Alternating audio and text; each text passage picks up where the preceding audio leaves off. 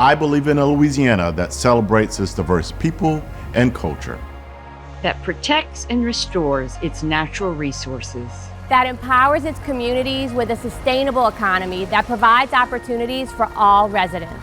I believe in a Louisiana where everyone is engaged in the decisions that affect the quality of their lives, where people feel safe and our children have a home for the future. As much as we love it, Louisiana can be a hard place to live.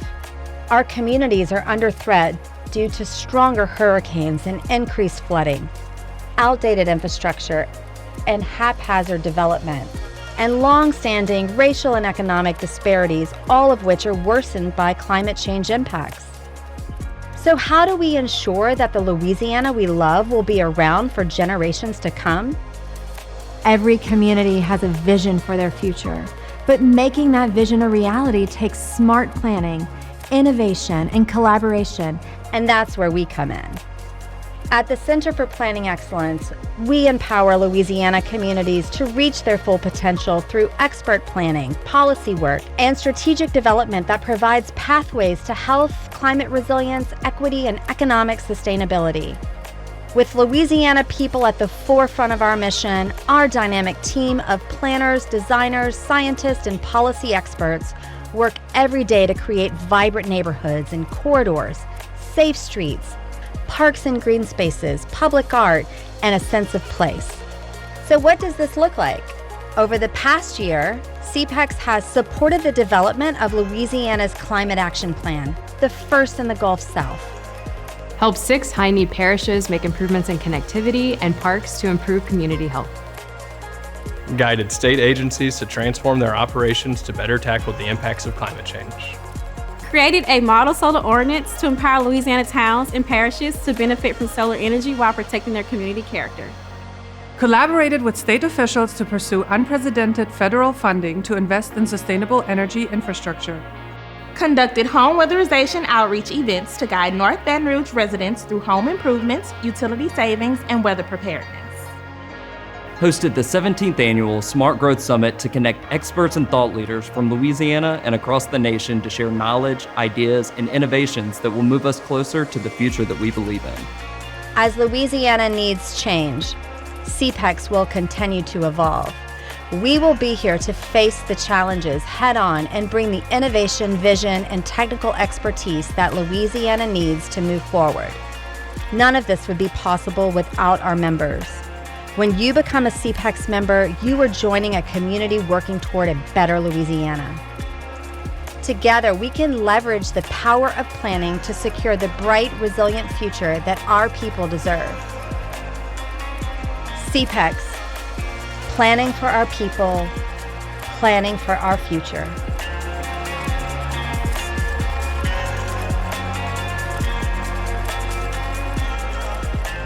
Welcome to the second day of the 2024 Louisiana Smart Growth Summit.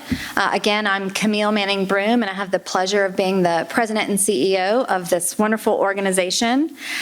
We had such a great day yesterday, and last night was phenomenal. Can I see a show of hands of how many people enjoyed the Pechacucha? Great, and I assume many of you have not been to one before, or maybe you were at our summit last year or in 2 years before that. But it's such a remarkable way to have a good time and some quick chit chats with everybody about really important topics that sometimes you can't get the impact from when you're on a panel discussion. So we really are grateful to our partners at Pechacucha, but also I wanted to acknowledge Heather Day with Red Cake Events. She's kind of an extension of our team and helps us put on all of our events so that everyone has such wonderful cultural experiences and meaningful dialogue. And so please make sure you get your headshot.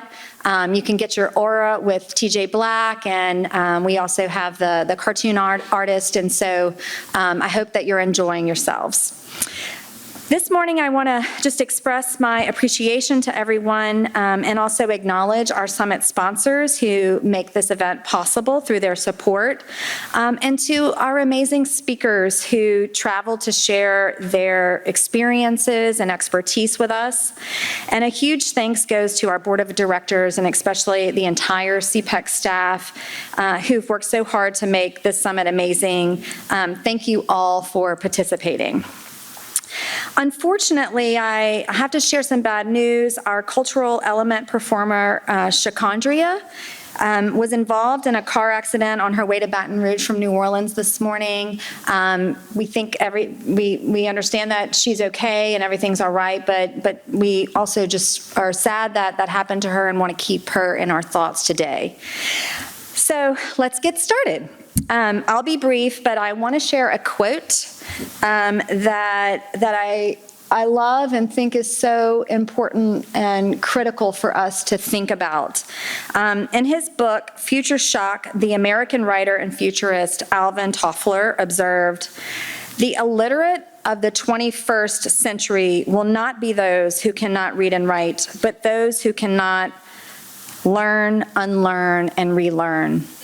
And this is really, thinking about yesterday's discussion, this is going to be so critical for us, and if we want to move from the status quo, because we've got to resist the urge to rely on the past to plan our future.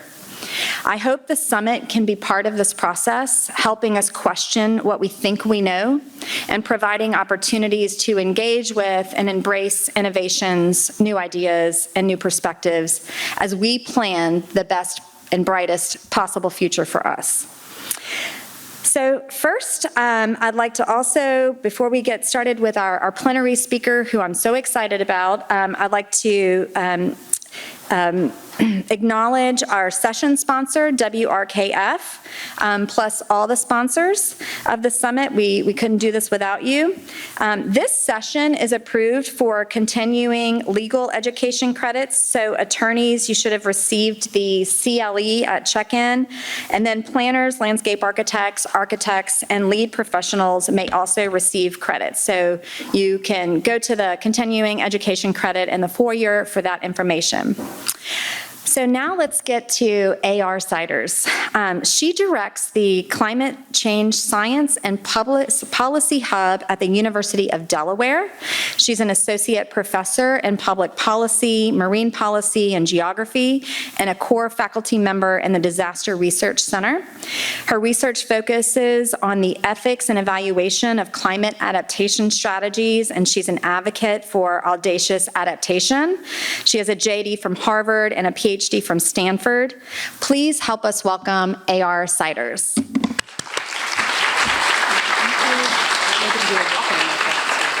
Awesome. Morning. I'm also a walker, so we're gonna do this. So, morning. Thank you for having me. This is going to be a fun discussion. For those of you who aren't awake yet, this is the talk. We need to do more for climate change adaptation, a lot more. Yes, we are doing more than we've ever done before, and it's not nearly enough. So we need to do more. We're going to talk about reframing. We need to rethink and reimagine the questions that we think we're answering, because a lot of times we're investing tons of energy in the wrong questions. We're solving the wrong problems. Yes, we need to reframe. We need to be more ambitious. I am an advocate for audacious adaptation because I think we're thinking too small. Yeah, we're not dreaming big enough. So this morning we're going to challenge you to dream bigger. Yeah, think more ambitiously, and eat your veggies. And I'll get to the eating your veggies, but really it means that while you're dreaming big, you still have to do the daily hard work. Yeah, we don't get away from that. We don't get to dream big and then hope someone else will fix it. We get to dream big and then eat our veggies and make it happen. It's all right. You can fall asleep now. Because we don't have, actually this worked out really well, although I'm sad we don't have our opening poetry. You are gonna create your own. So we're gonna solve this gap by you all writing haikus. This is not a joke, there will be a quiz. Write a haiku. If you don't remember, it's 575, 3 lines. Yeah, you can all come up with 17 words. Not even that many words, 1-syllable words, you're fine, yeah? A haiku about the future of Louisiana that you'd like to see. You can at me on social media, or you can post it on social media for the main thing, or I'm sure we can write it down somewhere, or you can just tell me later or email me. All of those are great. I want to know. I want to see your haikus. Okay, and while you're working on your haikus, let's get to the do more. So the 5th National Climate Assessment came out last fall, and the conclusion from the adaptation chapter, key message number 1, current adaptation efforts are insufficient to address today's risks and are unlikely to keep pace with future changes. Yeah? It's pretty mild, but basically we are not doing anywhere near enough. And we know that because we're not doing enough today, and we certainly aren't doing enough for tomorrow. Yeah? So just right off the bat, we have to do more. And one of the most obvious ways to think about the fact that we need to do more is a chart like this. 2023 was record-breaking in that we had $28 billion disasters. 28 landslides, hurricanes, floods, storms that each cost more than $1 billion. Yeah? And that trend is on the rise. Over the last 5 years, we've had 20 on average a year.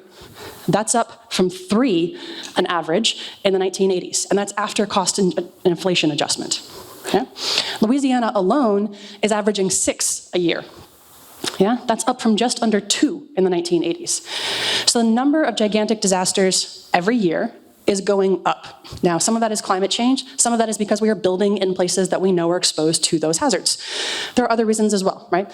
But essentially, we're not doing enough. That problem, that trend, if we were doing enough, right, that trend would be flat or going down, not going up. Similarly, the number of homes that are exposed to repeated flood loss, so homes that are repeated, like damaged, flooded, rebuilt, flooded over and over again, that dark blue bar is going up. Now, it's not quite as dramatic, but is increasing.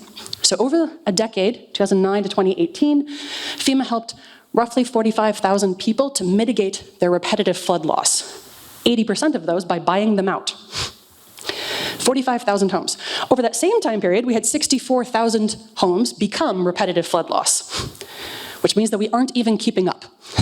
Yeah, the problem is getting worse faster than we are solving it. So again, how do I know we need to do more? Because those trends are going up and not down. Louisiana alone has one of the most severe repetitive loss property problems. Right? So Louisiana has a $1.2 billion payouts to severe repetitive loss properties, 7,000 severe repetitive loss properties. Now this is in 2015, so these numbers are a little outdated, but based on the graph before, we know that those numbers have probably gone up and not down. Yeah? Also, that Louisiana continues to build in the floodplain, like most US states.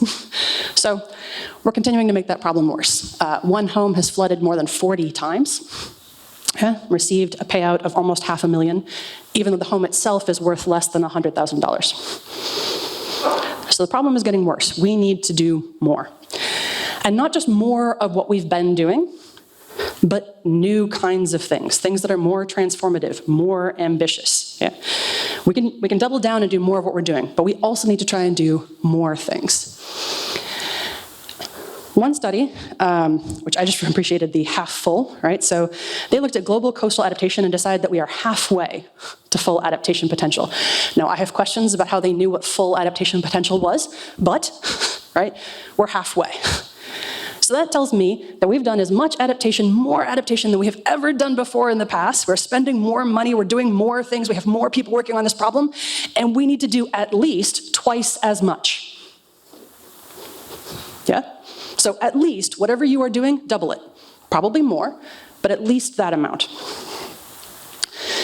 Globally, the Intergovernmental Panel on Climate Change, I was part of a team that put this figure together. We looked at almost 2,000 instances of adaptation around the world that were documented, and we tried to find evidence of transformative adaptation. So adaptation that challenged norms, that redesigned systems, that tried to shift things fundamentally. And those are indicated in the dark blue on this map. And if you are thinking, there isn't any dark blue on this map, don't worry, it's not the lighting.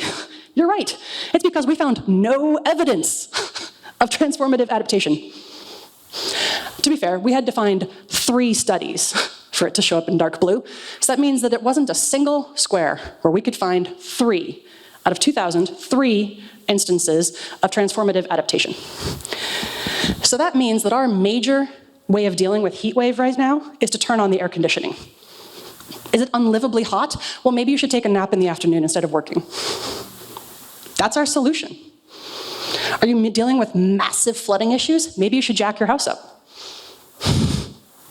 because that'll solve the what? Wait, no, yeah. Yeah, we aren't dealing with the scale of the problem. We're trying to put Band-Aids on this instead of dealing with the fundamental issues that we're looking at. There was another study that came out that found very similar findings. They found that 70% of adaptation actions are business as usual. So that's it, right? Are you facing a 5-month drought? Well, you should improve your irrigation system.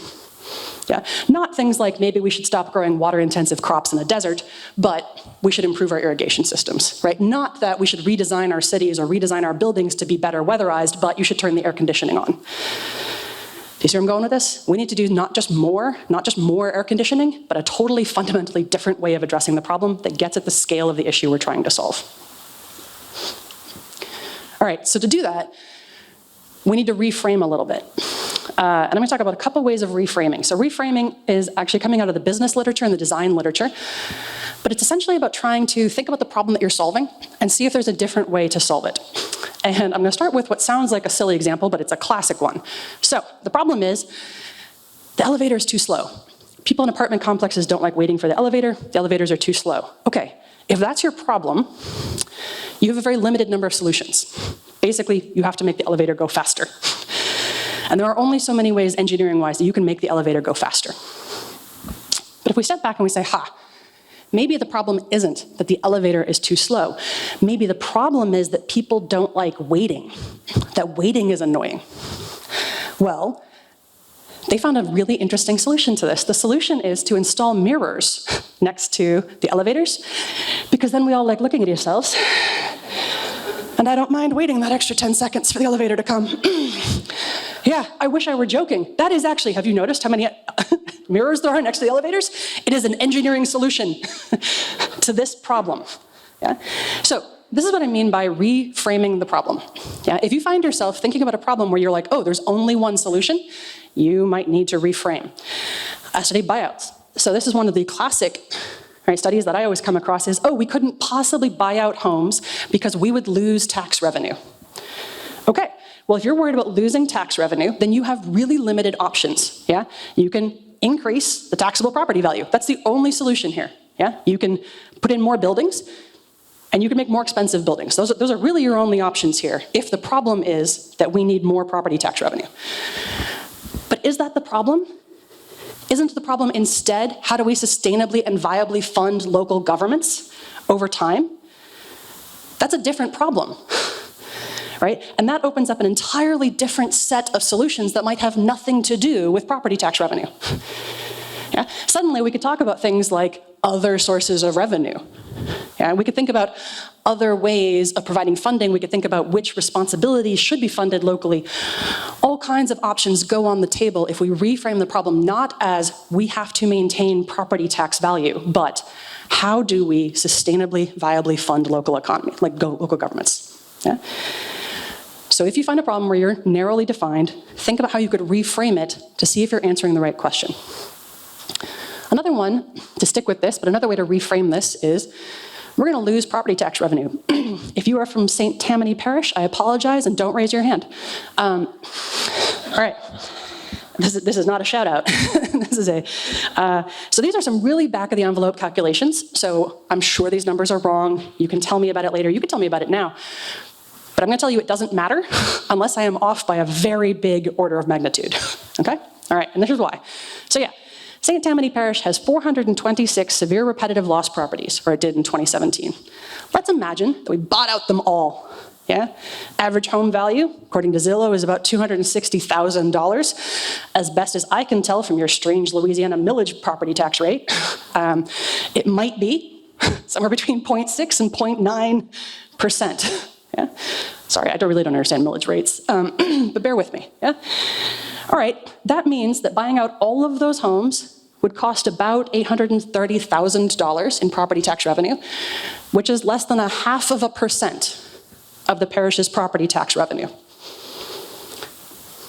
Okay, and so let's buy out all the severe repetitive loss properties, and that's a less than 0.5% of the property tax revenue, which is a slightly different statement. Right, to say, oh, we couldn't possibly do buyouts because we will lose property tax revenue, than to say, we couldn't possibly do buyouts because we would lose less than 1% of our revenue. Really? especially considering that in 1 year, they built more than 3 times that many homes, just in 1 year. Yeah? So they replaced all of that potential revenue loss in less than a single year, based on new single-family home development permits. That's a very different frame to think about this problem. And it bears out across the country, right? So we did this in New Jersey, it's the same problem. Western Carolina University has done this in Rodanthe and other places. It's the same issue, right?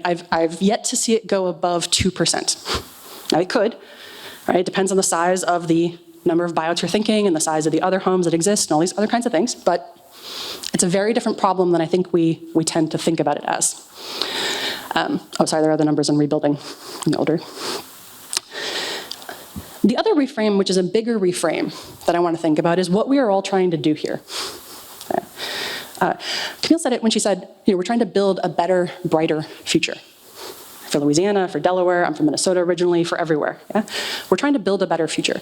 But too often, the way we behave is as though our goal is to maintain the status quo, as though our goal is to keep everything exactly the way it is now. I was talking to some students about a project and they said, oh yeah, the goal of our project is to keep everyone in their homes today, in their homes in 2100. And I was like, that is so sweet. They're gonna be dead. Like, I'm sorry, that's morbid, but 80 years from now, the average homeowner in the United States will not be living in that house. Or if that is your goal, you might be in the wrong field, and medical science is doing amazing things these days. Yeah. But that is not a housing issue, that is a medical issue. And I get their point, right? They want those communities to exist. But those communities existing is a very different problem than those individual homeowners being in those exact homes. And again, it's a reframe that opens up more solutions and more possibilities. So think about the thing we're trying to do. And if you think about the fact that we are trying to maintain the status quo, right? Think about all those incremental changes. Oh, turn on the air conditioning. Oh, irrigate the farm, elevate the home 6 inches. It's because we are trying to do the least amount of change possible in order to resist climate change. It's April, but I'm still thinking about New Year's resolutions and Snicker bars. So so I tend to think about this in diet terms, yeah? I want to be a size 2. I also want to eat Snickers for breakfast every morning, yeah? And somehow I think that I'm gonna get there by going to the gym once every 2 weeks, yeah? I want to do the least amount of change possible because I don't actually want to start eating salads every night, right? I don't actually want to start walking everywhere instead of taking the elevators. Yeah, I don't actually want to make the changes that it would require for me to achieve my goals. And I'm gonna say that the same thing is true for most of us in the adaptation space. We don't actually want to do what would be required for us to get the future that we want. And this is important because sometimes we think that we are trying to maintain the status quo, but that is a fallacy. That is impossible. That is the one wrong answer. If your haiku says, I want the future to look like today, that is the only wrong answer. Do not submit that. That's it. It's the only wrong answer. Everything else is on the table. Yeah? And it is because, think about it, 2100, we like to use that, it's a nice round number for sea level rise projections, for flooding issues, whatever, right? That's 80 years in the future. Okay, 80 years in the past was 1944. Think about how different the world was in 1944, and not because of climate change. Yeah, it was different because of social issues and technological issues and, the World War that was happening at that time. So there were so many things that happened over those last 80 years, and we imagine that the next 80 years will have at least as much technological change, right? I was promised hoverboards by now, and certainly by 80 years from now, we should have hoverboards. I'm told we'll have AI cars. Maybe we'll all be living in a meta virtual reality. I don't know. It will probably be as inexplicable as TikTok. Yeah? It will be something. I don't even know what it'll be, right? And that's the point, is it will be different, yeah? Baton Rouge today does not look like Baton Rouge 80 years ago. Some parts of it do. We were just talking about cultural heritage, right? And some of the pieces that we hold on to, some things will be the same, and we will fight to maintain those, but not all of them. The same way Baton Rouge doesn't have every historic building, right? Not every building from the 1920s exists today. Not every building from today will exist in 80 years. And that's okay. That's not the goal. The goal is for us to choose those changes purposefully, right, in ways that are hopefully more equitable, more beneficial than the ones we've made in the past. This is from the US Geological Survey. They have this RAD framework: resist, accept, direct. They use this when they're thinking about the choices that they have to manage natural resources. The goal of them managing natural resources is not to prevent change. There are going to be some changes that they are going to resist, some loss of species, some loss of ecosystems. There are some that they are going to accept, and there are some that they are going to purposefully pursue. They're going to try to change the ecosystem. They're reintroducing beavers to create more wetland. They're trying to create corridors to allow species to migrate. They are trying to do things to direct that change. And we can see these same principles if we think about social adaptation. Right? There are some changes that we will resist. We will want to maintain cultural identity. We will want to maintain some community ties. We will want to maintain some historic buildings, some things that are really key. And this is one of the reasons I'm not giving you answers today, is because I'm not from here. So I shouldn't be making those choices. But someone has to. That's probably going to involve a lot of you in the room who are helping to make those decisions, if not making those decisions outright. Some things we're going to allow to change. I was challenged to come up with an answer for this one, and my students really helped me on this, which was music and fashion. Music and fashion are going to change a lot over the next 50 years, and I'm okay with that. I don't feel the need to resist that or direct that. Yeah, as long as they were closed in the classroom, I'm okay.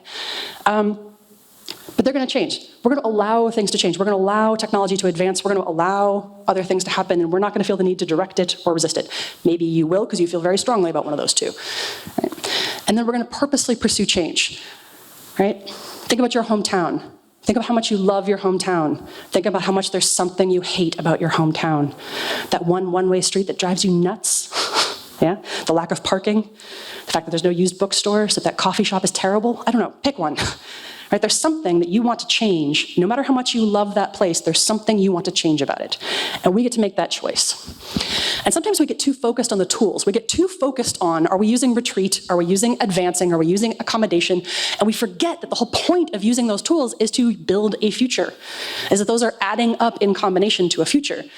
And sometimes we forget that that's not the only future they could build, that we could build a whole bunch of futures, and that again, we get to choose based on the things that we care about the most. And that picking that is not an engineering algorithm. And that on some level, those futures are going to look like something we've never seen. Because we have to address climate change adaptation at a scale that we have never done before. Yeah? We're dealing with levels of change that we haven't seen before, at least not in recorded human history. So we're going to have to do something that we haven't tried before. We're going to have to invent. And the good news is that we can become more creative. In fact, you are all being amazing people and writing haikus, and so you are taking the first step towards becoming more creative, because it turns out that writing and reading haikus actually help build your creativity. Oh, I put those in the wrong order. Okay. So there's scientific research that writing and reading haikus and other forms of poetry helps you think more creatively. And one of the reasons it helps you think more creatively, if you can't tell, I'm a giant dork. If the Star Trek poster didn't give it away, the Heinlein quote really will, which is that it helps you grok it. Anyone know the word grok? Is anyone old enough to read Heinlein? Yeah, all right, those are my people. All right, so when you grok something, you understand it at an emotional level. You know it. You know it deep down, but it might be hard for you to put into words. Yeah? There's a reason that there are images of auras out there. Yeah? It's because sometimes it's hard to put it into words. Sometimes when you are asked about the future that you want, it is very difficult to write a scientific essay about the future that you want to see. It is in fact much easier sometimes to write poetry. I'm not suggesting poetry is easy for the poets in the room, but it is easier for us to think in poetic ways or image ways. Okay? And I want you to think ambitiously. And what's the moonshot? We used to do really big things. Now, they had some really big downsides, so I'm not suggesting these were universally good. But we used to aim big, right? We put a man on the moon. We built a national highway system. We provided electricity to the entire US South. Like, what are we gonna do? That's big. So what's your giant dream for Louisiana? That isn't to make Louisiana look exactly like it is today for the next 80 years, but is to do something else with it, moving into the future. All right? So I want you to be creative and ambitious and to use things like poetry and art to think about those issues. And now we're getting to the crux of it, which is I also want you to eat your veggies. So I want you to do the hard thing every day. Because one reason that this number of billion-dollar disasters is going up is that in the United States, we continue to build in the floodplain. In North Carolina, Miyuki Hino and a team found that for every one home that was bought out, 10 homes were built in the floodplain. Yeah? That tells me two things. One, they're going to need a lot more buyouts in the future. And two, we're still kind of digging the hole. We're trying to get out of the hole. The first step to getting out of the hole, right, is to stop digging it. Yes? If you realize you're going in the wrong direction, the first thing to do is stop moving ahead in that direction. Yeah? We don't even have to use the word retreat. We could just say, stop advancing in the wrong way. Yeah? And then call that turnaround, that U-turn, whatever you want, but stop moving ahead with it. And Louisiana is not immune to this. So nationally, Agopian et al. Estimate 2.1 million acres of land across the United States in the floodplains. This is in the 100-year special flood hazard area, have been built between 2001 and 2019. Almost 500,000 of those are in Louisiana. And to put that into perspective, right, we always talk about wetland loss in Louisiana and how dramatic it is. So NOAA is estimating 100,000 acres of wetland loss.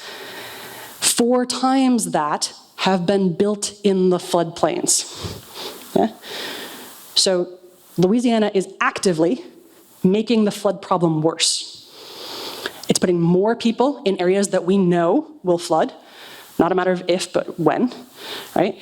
And it is taking away land that could have helped to absorb those floodwaters. So we're making the problem worse. And this I find really interesting, because we had a student do a project on sources of uncertainty. I was thinking about this because of the Coastal Master Plan here in Louisiana. They're doing a really interesting job, a really great job of thinking about sea level rise projections and storm surges and what that might mean for exposure in Louisiana. But it turns out that they're missing the biggest chunk of uncertainty, which is how many people will live there? What kind of houses will they live in? Will they all live in the floodplain? Right? Will coastal Louisiana's population double, decline, live in protected apartment buildings, live in single-family homes, live in elevated? What will it look like? That accounts for 6 times more uncertainty than which sea level rise projection you use or which storm surge model you use. Yeah? It is the biggest contributor. And I find this fascinating because it's also the part that we have the most control over. Local governments have, compared to rate of sea level rise, have an inordinate amount of control over where the housing goes. You know, not absolute, but far more than they have control over how big the hurricane will be. Yes? So the thing that is the biggest source of uncertainty, the thing that is driving our exposure, is also the thing that we could prevent. And so that's where we also need to focus in on that. And the thing I want to tell you, this slide is a little convoluted, but bear with me, is that it is possible. Yeah? So the thing to think about in this map is how much of it is green. Okay? Agopian et al. Created 2 new metrics of how much land, how much housing, and how much new development is going into the floodplain. And they said, all right, let's compare that to how much land is in the floodplain. Because frankly, if you look at a lot of Louisiana parishes, in some of them, like 80% of the land is in the floodplain, so it's hard not to build in the floodplain. I tend to think about this like a monopoly map. If you looked at a map and you had like 20% of the map was in the floodplain and you rolled some houses onto it, I would expect 20% of those houses to end up in the floodplain. You with me? All right, so a town that is green has pushed some of those homes out of the floodplain, and a town that is red has pushed them into the floodplain. Yeah, they've put more homes in that floodplain than you would expect based on the size of their floodplain. Now, Louisiana has some gray down there, but it's also pretty green. Yeah? And it turns out that only 17% of the Louisiana municipalities that we studied are actively concentrating building in the floodplain. But the ones that are doing it are doing so much of it that that's how you get to 500,000 acres developed across the state. Yeah? The reason this is important is because it gets to the fact that this is doable. We went into New Jersey, a place with really heavy development pressure, really big floodplain exposure, and we looked at towns that were green and towns that were red, and we said, all right, what determines how well you're doing? And we were really hoping to find that silver bullet, right? We were really hoping for that magical fix, like, oh, you adopted the, I don't know, the new X7 law, whatever, right? No, yeah, turns out they just eat their veggies, yeah? Turns out they have a pretty basic zoning law, and they just enforce it. I know. They do their jobs, like every day. Wow, for years. Like, okay, it's kind of like if I went to the gym every day and ate my veggies for the next 10 years. I would be a size 2, right? Like, so yeah, eat your veggies every day, because it's not something you can do once and be done and fix it. It's something you're gonna have to do little by little over time. And it's gonna require coordination, and so it's gonna be hard, but it's not gonna be difficult. It's not a new thing that we need to do. So this is very doable. We found that the towns that were doing this weren't necessarily the biggest, they weren't necessarily the richest. They just needed to have 1, 2, or 3 people who were willing to enforce the rules they had on the books. That's it. So it all matters because land use, turns out, really matters. It is critical, right? It is that 6 times chunk of the uncertainty about how exposed Louisiana will be. It really matters in terms of the number of people and the number of billion-dollar disasters that Louisiana will experience. It really matters in terms of being able to design that creative, amazing future and to choose that future that you want. And it is also totally doable. It is also totally doable with the levels of government capacity that most towns, not all of them, most towns have. And it is doable with the tools that most towns have on the books. And if not, tools that are very readily available and very easy to adopt. Okay? So it does not require any kind of magical fix. Yeah? There is no magical fix, there is no magical pill. Again, believe me, I've looked into those magical weight loss pills. Yeah? I'd like to eat my Snickers bars and have a magical weight loss pill, but it doesn't work that way, and it doesn't work that way in land use either. You have to just do the hard work every day. And I wish I had a better story. Because it would be so much easier to come up here and sell you the new amazing magical fix. But I can't. What I can tell you is that in order to do better about climate change adaptation, in order to make the bigger, brighter future that we want, we have to do more. We have to do a ton more, at least double what we're doing now. We have to be more transformative and to think bigger. And to do that, I think we have to reframe the problems that we think we're solving so that we have more solution space. We are limiting ourselves by defining the answer as part of the problem. So we reframe, we can do that. We can be more creative, we can be more ambitious.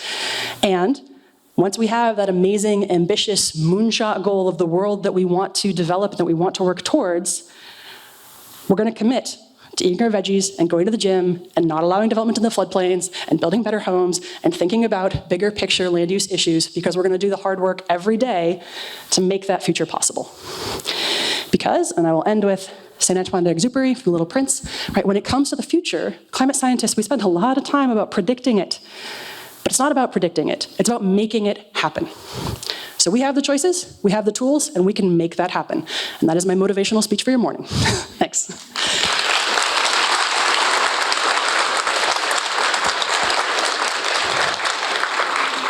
So I am told that we have microphones, I think I see them here, on either side that people can go to, or people have the microphones to ask questions that you want.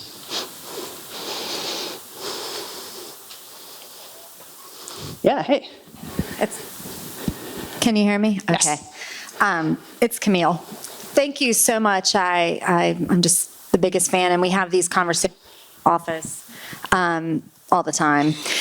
I just want to give an example and see how, what you think about a way for us to shift change.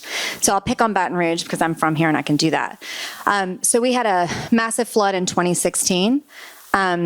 And what we saw, you would have thought that the response would have been, let's tighten up our land use. Let's start planning for this. Let's get our codes in place and not develop this way. But instead, we had rolling back of codes.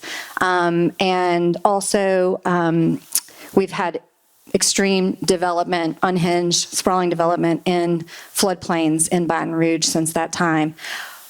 How have you seen campaigns, or what do you do to wake people up and make these big shifts when the status quo is real and it's not just internal to government, it is developers, it is people doing campaign contributions to keep doing everything the way that we are doing?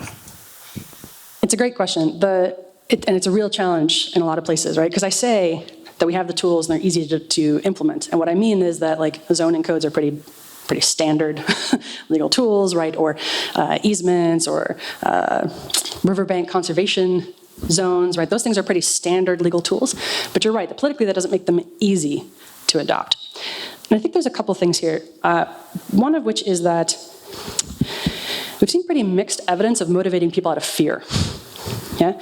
So people who experience floods often do feel differently and they respond differently to this. But if your neighbor experiences a flood and you didn't, you might not. And actually, there's a really interesting gendered difference here. Men who experience a near miss think, oh, I'm lucky, let's do it again.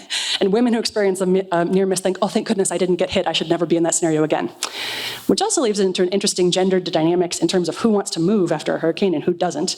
And that leads into an interesting question about who makes more money and who might have a geographically constrained job. Yeah, all right, but that's for a different talk. So there's a lot of interesting pieces here at play. And in terms of how do you solve this, I wish I had an easy answer, which is why I'm buying time. But I think there's a lot of moving pieces here, right? And I should have looked it up before I came. The Natural Resources Defense Council has a map where they look at flood exposure. Does anyone knows how good is the flood disclosure regulations in Louisiana? Not good? Okay, because I can never remember on this map. Delaware is a C, New Jersey was an F, and now they're about to become an A. Texas is an A, Florida's an F, right? Which means that in like Florida and Massachusetts, you buy a home, it's a new build. Is it a new build because it was destroyed by a flood last year? Maybe. We don't have to tell you. Challenging. So one fix is to do that, right? One fix is to give people more information about these things. Another thing, which actually is one role I think for the feds, I think right now that if towns had to bear more of the financial responsibility for the development decisions that they make, right? Imagine, I know it seems crazy, but imagine a world in which no home built in the floodplain after 2024 would be eligible for post-disaster funding. I don't know that we'll ever get there, but imagine it, right? Like imagine if towns were on to say, hey, the 27, and this is actually one of the things I think is important about recognizing that the majority of US towns are limiting development in the floodplain, is that if it is possible to develop in the floodplain, and if most towns are doing it, right, then those of you who are not are doing a bad job and should do better, right? I'm a teacher.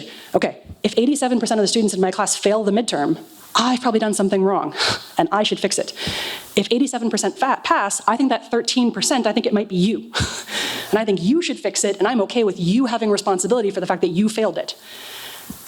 So if 13% of towns across the nation are rampantly building in the floodplain, so much so that they are costing more, right, for national flood response and disaster, maybe they should be taking a larger proportion of that financial burden. And if they were, I think we would see a bigger shift in the responsibility and the issues to do this. Until then, a lot of it is going to be campaigning, a lot of it is going to be information raising awareness, right? And some of it is just trying to inspire one or two leaders. Because you can see massive shifts in towns where just one or two leaders, the new floodplain manager comes in and actually takes it seriously. The new mayor comes in after disaster and really takes it seriously. So I think a lot of it is that. I wish I had a cleaner answer for that. Yeah. Thanks so much. I'm curious, how do you think about balancing the two frames? One that you very clearly laid out of the need for adaptation, the need for change, and the fact that we're going to invent new things and we need to be proactive about that, versus a frame that I think we often hear in Louisiana, which sounds like adaptation, but is used more as a reason not to change. And that phrase is, we'll engineer our way out of it. Right. That's the magic diet pill. We'll find it later. Yep. Like, yes, this might be a problem now, but it's okay because the engineers will figure it out. Yeah. So I approached that as you could probably tell by now, most things through sarcasm and mockery. I think that's insane. To not mince words, apologies. I should be more diplomatic. I think that is overly techno-optimistic. Okay, and I say that because one of the award-winning, most innovative adaptation ideas last year was a breakwater, which is something the Phoenicians built like 8,000 years ago. Like, show me our major engineering advances over the last 100 years, right? Like, I will grant some, right? Like Thames major barrier, very cool, right? The Dutch have a major water barrier, very cool. On the other hand, right, if you look at a solution like this and you're like, cool, our big idea for the ocean rising is to hold it back. And I'm like, yeah, what? Wait, no. I'm pretty sure there are like myths about how bad that is. Like we tell fairy stories about how bad that is, or how stupid that is, right? About like how the water always wins, about how like holding the ocean back is like famously a bad idea. And we can. On the other hand, we also thought that we could engineer to stop all the flooding on the Mississippi River. How's that going? Delta people, right? Tell me how that engineering fix has changed the world. Because I agree, it's changed it. I don't know if, so sorry, so this is my mockery. I mean, like, welcome to my comedy tour, but like, it's, but I really do. I think we are waiting for the magic diet pill, right? It's like me saying, oh, I don't have to do any of the hard work because something will come along and fix it. And for some people, that's okay, right? Like, we were joking the other day where someone's grandmother's 96 and like secretly eats ice cream at night. I'm like, cool, eat what you want, right? If you're 96 and you're like, I want to live on the beach because whatever, okay. If you're not relying on that home for your retirement, if you're not planning on passing it on to your kids, if you're not, right, if you are making a choice about the risk levels you are accepting, okay. But so many people are not. Anyway, yeah, so I apologize, I should have a more serious answer for that, but on some level, some of these ideas, I think they're so, the narratives that we hear, this is why I think reframing is so important. There are so many narratives out there in the adaptation space that just fall down as soon as you look at them a little critically. And I joke, but there's actually science behind the idea that joking and mockery might be actually one of the best ways to try to get through someone's defenses, yeah?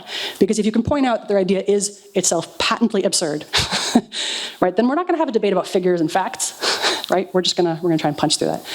So, yeah. So one, I think it's more fun, but also I do think it's backed up by science to try to poke fun at it.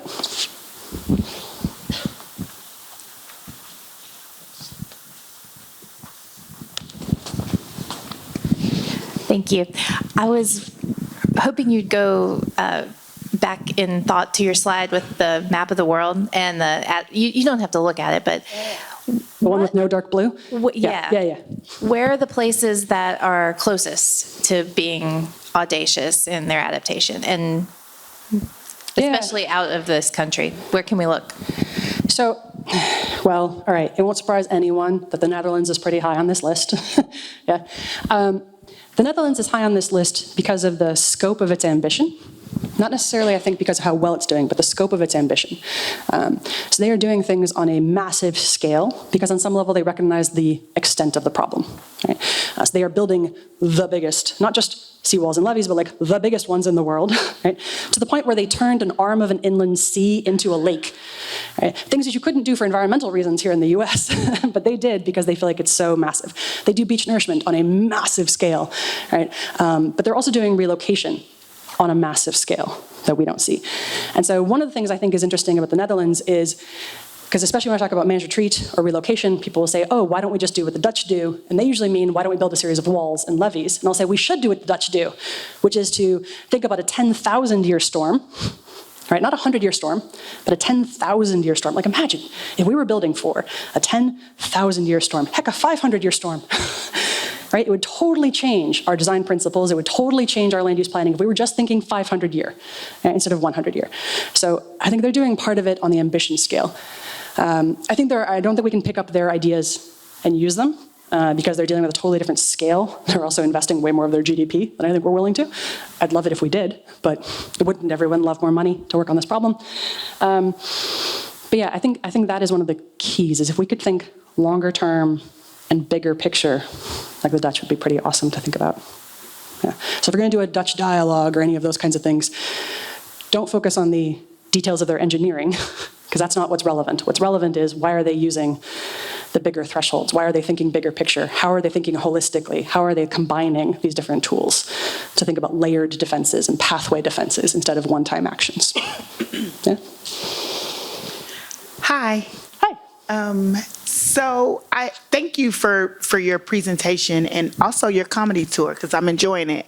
I'm thinking about some of the things that you have shared with us in terms of reframing the problem. I think your response to Camille's question about like the political landscape and doing the hard thing. And I can't help but think that a big piece of this is kind of the community and the general public's role in helping and pushing some of this and understanding this. And then I heard you say that you have students. And so could you maybe talk a little bit about how to have these conversations in groups or communities that don't live in this world, right? Like that how do we help not solve the wrong question, or how do we help people stop having this discussion about the thing that isn't really the thing?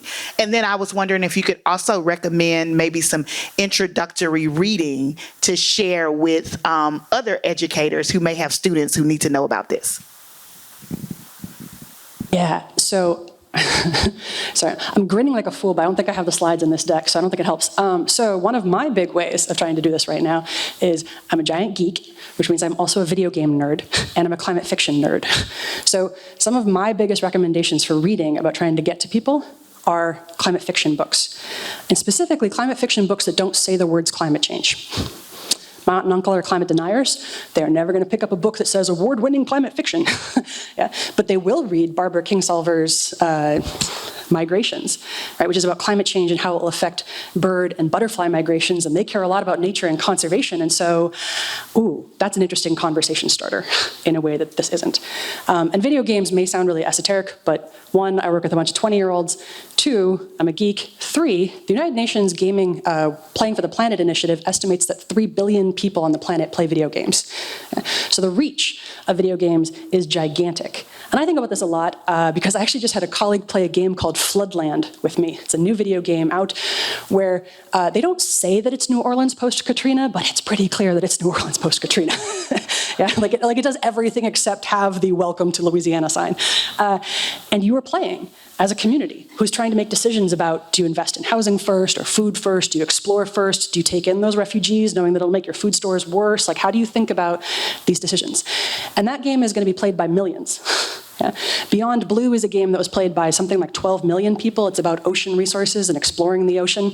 Never Alone is a game that was co-developed with an Inuit tribe to document how climate change is affecting their Arctic community and their culture and their heritage, right? I will never write an academic paper that gets 1 million people to read it. I will never get a thing on YouTube that has 1 million people watch it. But one of my students might create a video game that could have, yeah? We ran a game jam, actually, where we had universities around the United States where students competed to create video games about oceans and climate change and women leaders. So that was pretty cool to see like how those conversations start. So I actually start a lot of conversations from fiction, from movies, from video games. I also start a lot of conversations with people not about climate adaptation at all. I actually had new business cards made because I work at the Joseph R. Biden Jr. School of Public Policy and Administration. And I was going to a community in rural Wisconsin where there were some like Biden signs on the doors. So I don't go in and talk about climate change. I go in and talk about, let's talk about your flood problem, and let's talk about your community and what you love about your community and what you want to change about your community and what's changed over the last 20 years and what you'd like to see change. And that is a very different conversation, right? If I come in and I say, you're flooding, we got to go, that's a non-starter.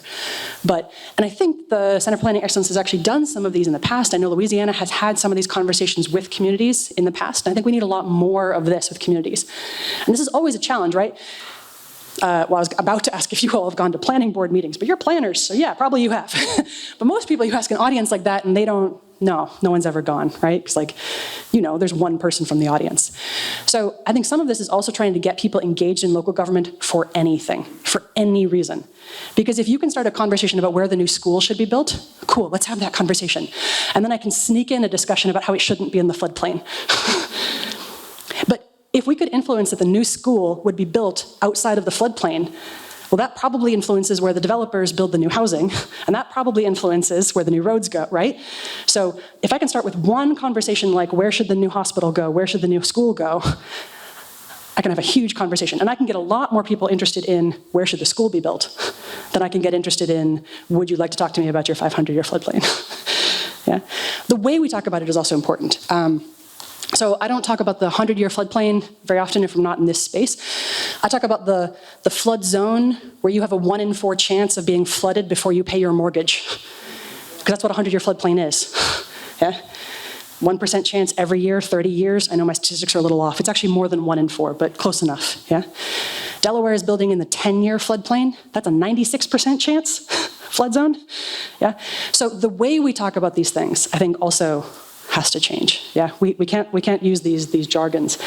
There's some great comics who talk about how scientists, even when we think we're not using jargon, we're still using terrible jargon. Anyway, and if anyone wants recommendations on climate fiction or video games, I'm happy to chat about that afterwards because I have a long list of ideas on that. Yeah. Sorry, you hit a button, so that was a really long answer. Hey. I kind of have a related question. Number one, in Baton Rouge and around here, the solution for building the floodplain is detention ponds and their elevation. I wonder if you could just address why, I'm assuming you think that's not a good idea, why you think it's specifically not a good idea when the engineers will tell you we've mathed it and it works. And then number two, you talk about, well, let's plan on, bigger scale events. The response always is, well, that costs too much money and it's never happened, so why should we spend the money? That's a hard reality of all this. How do you pay for it? Yeah, all right, so the first part of this. I don't think the elevation, floodproofing, other issues are necessarily bad options. I think they're short-term options. I think they can be good for 5, 10, 20 years, depending on where you're at. And in some places, that might be enough. What I would like to see is, what is the plan to get rid of those homes in 30 years when sea level rise is high enough and that is no longer enough to protect them? Because otherwise, what you end up with is homes like Rodanthe, North Carolina was recently in the news in the last year or two, right, for having homes fall into the ocean. 7 miles of debris on the beaches because those homes were elevated, but not enough, right, and there was no plan to get rid of them after it became not enough. The other thing is that I've been working recently with Department of Transportation, and so at least in Delaware and in Florida and some other states, I would imagine Louisiana as well, the road networks. So even if you put the homes up, where does the septic go, right? You can build mounded septic, but kind of, yeah. And where does the water go, right? Do you have salt water in your drinking water? Where does that go? Where do the roads go? Do you have emergency access? And we have a community in Delaware that is going to be cut off very soon. The evacuation road floods. It's an elderly community. I've actually, this happened in a town I was working with in Wisconsin, where they couldn't get through, emergency services couldn't get through to a neighborhood. They'd been trying to buy out the homes. The homeowners had refused to sell. The husband had a heart attack. Emergency services couldn't get through. The husband died. Yeah, and it's heartbreaking. It's also unclear to me that homeowner, they knew the risk, but I kind of wonder if they really understood the risk. Yeah, it's one thing to tell someone this is a risk. It's another thing to really understand that no, if this happens. And I've been thinking about this because this is an aging community on the coast who has one road in and one road out, and it floods every time there's a storm. And I think it's a matter of time until someone in that community has, right, a health crisis. And that is just a tragedy waiting to happen. On the one hand, maybe they can choose that risk, and on the other hand, I don't know. I worry about that. Yeah, that's the stuff that worries me, is do people really understand it? So I don't think these are a bad idea, but I think they're short term, and I think they have to have a transition point. Because right now we build a lot of infrastructure as though it's going to be here forever. I mean, we know it's not, and engineers know it's not, right? Most of the engineering things they're building, bridges have a 75-year lifespan, as Baltimore proved when one collapsed, but I know that's not how that worked. But they have a lifespan, roads have a lifespan, houses have a lifespan, but we don't actually have a plan for the end of that lifespan. We don't actually have a plan for, and then when this home reaches the end of its lifespan, when this road reaches the end of its lifespan, then what? Right, the plan is just, and then we rebuild it and renew it for forever. It's for forever, ever? For 8 feet of sea level rise forever? Probably not. So, right, or do we rebuild it? Well, we clearly do rebuild it 40 times. Do we rebuild the home 50 times, 60 times, 100 times, 200 times? How many times? And usually people have a stopping point. Usually they say, I think 100 is too many. I'm like, cool, 100 is too many. One we definitely want to do. Where's the line? Yeah, I think that plan is a piece of it. So I think that transition piece is going to be really important. Does anybody? One more question, I'm told. Okay, I'll take it if no one has it. So in thinking about current infrastructure patterns, we are paving over everything, we're widening roads, and we need to audaciously get to where we say, no more pavement, no more roads, let's start digging pavement up in areas.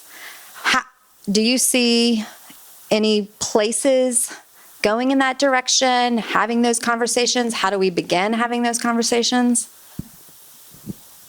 These conversations are happening, usually not for climate change reasons. So one area that's become interesting recently is like towns that are merging. They're usually merging because their populations are shrinking, right? And so now they need to merge so they can still have municipal services with enough people paying in to have this happen. I know of one instance that has happened because of climate change. That's it, right? Most of them that are happening are not because of climate change. And then somewhat sarcastically, but also not sarcastically, is I recently took a camping tour through Pennsylvania of towns that no longer exist.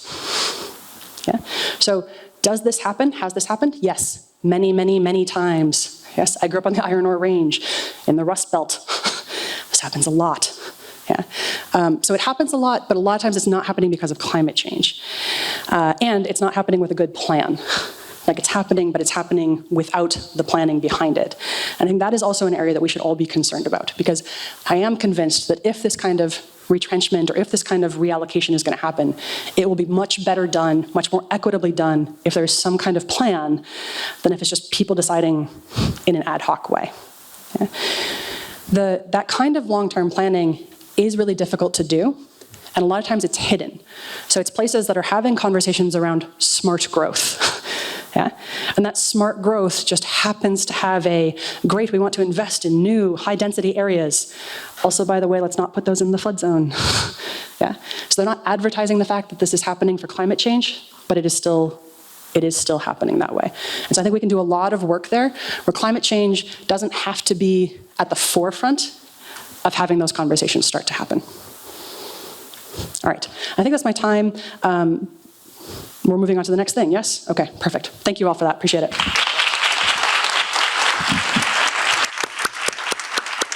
Thank you so much, AR. You all can see why us at CPEX are such a big fan of hers. So just a couple of housekeeping before we take a break. Remember your professional continuing education credits. You can get that at the table in the foyer. Again, thank you to WRKF and all of our summit sponsors for without your support, this would not be possible. And we're going to take a short break in the foyer before the remainder of the session begins. And so in this room, please return at 10:15. We'll have reframing retreat, proactive planning for population movement. And then in the workshop theater, we'll be navigating windy waters, planning for offshore wind in Louisiana. Thank you so much.